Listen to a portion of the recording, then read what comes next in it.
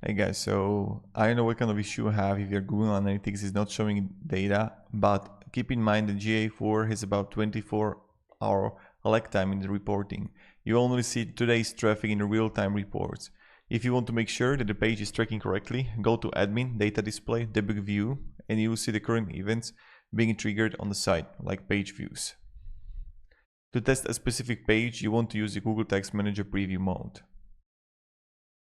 So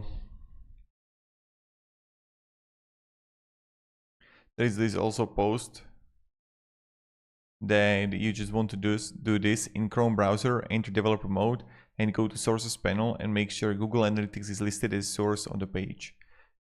In Chrome browser, enter developer mode, go to network tab and filter on GA or GTM and see the hits being set on Google as you click links and do activity.